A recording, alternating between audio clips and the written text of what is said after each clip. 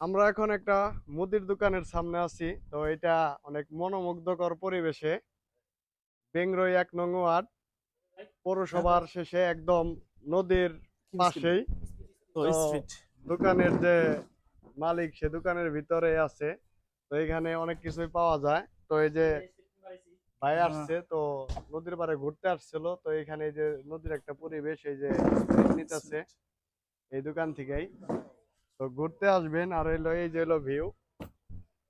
তো এখানের যে পরিবেশটা আছে, এখানে আসবেন গরমের ভিতরে, আর এই দোকান থেকে ঠান্ডা নিয়ে খেয়ে দেখা যায় যে মনটাকে শীতল করবেন। তো কাকা, দোকানের কি অবস্থা আপনার? এই তো এক আলহামদুলিল্লাহ ভালো। তো এমনি কি লোকজন কেমন আসে? আলহামদুলিল্লাহ ভালোই আসে, কিন্তু শুক্রবার দিন একটু বেশি আসে। এমনি তো প্রতিদিনই আলহামদুলিল্লাহ ভালোই আসে, কিন্তু শুক্রবার একটু বেশি আসে। আর দোকানে একটু কিছু আইটেম বাড়াইতে হইব, দূর দূরান্ত থেকে লোকজন হ্যাঁ, আসবো। যেহেতু আমার দোকানটা নতুন, তো ইনশাল্লাহ খুব তাড়াতাড়ি আর কিছু মাল উঠামু।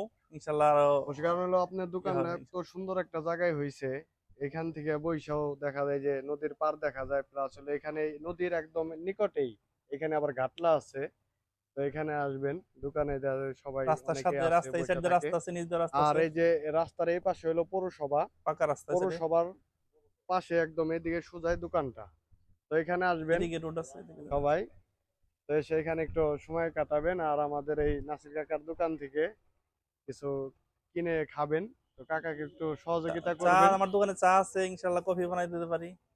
চা চা আছে। আছে, এরপরে মানে কফির ব্যবস্থা করবেন। হ্যাঁ, যেমন পানও পাওয়া যায়, পান খাইতেছিল, পানও আছে ইনশাল্লাহ।